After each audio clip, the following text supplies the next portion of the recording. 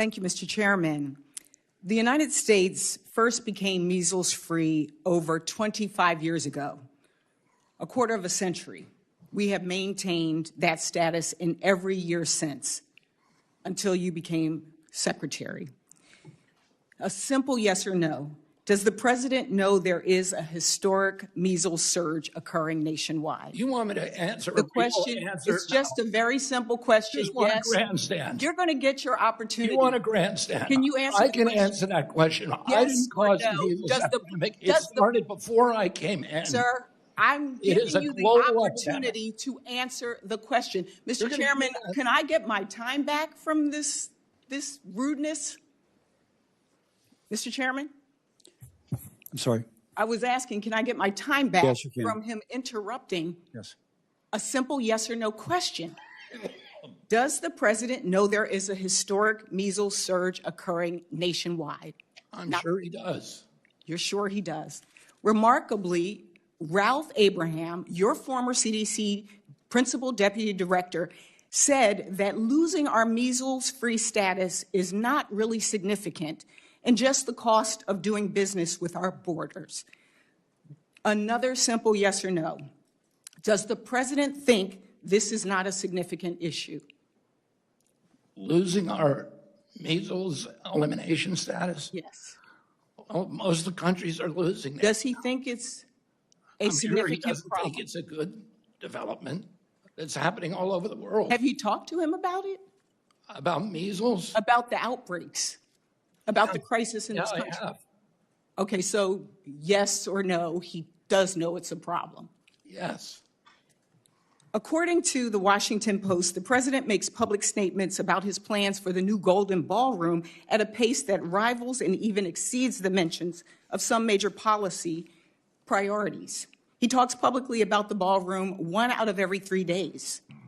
And so I have a question. Do you know how many times the president has spoken about the measles epidemic? I don't count that.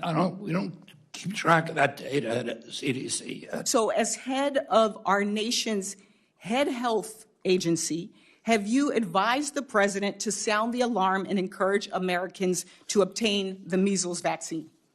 Am I going to get a chance to answer this, or you're just going to talk?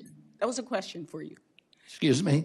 The question was, have you alerted the president to sound the alarm? You're the head of HHS, the leading health agency in our country. That's my job, and we do it. So yes or no?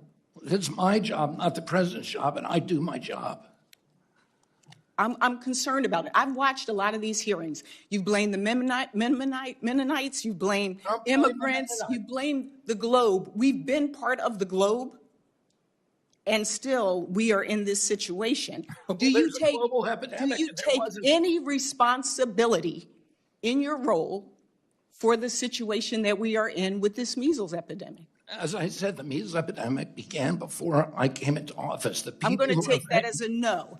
The Pan American Health Organization was scheduled to review our measles-free status on April 13th.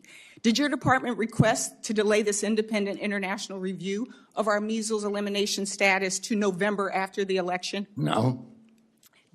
So you did not request it. You had no knowledge of the request. You had no communication with the White House. Thank you. It's awfully convenient that we're postponing it until after November when people won't have the opportunity to know our measles status. I would just say this. There has been a lot in terms of polling on trust. You've talked a lot about trust. The people don't trust you. And I would ask, what is different from all these other years? You are. If the American people don't trust you, which most of the polls show, I don't know why the president should trust you either. I yield back.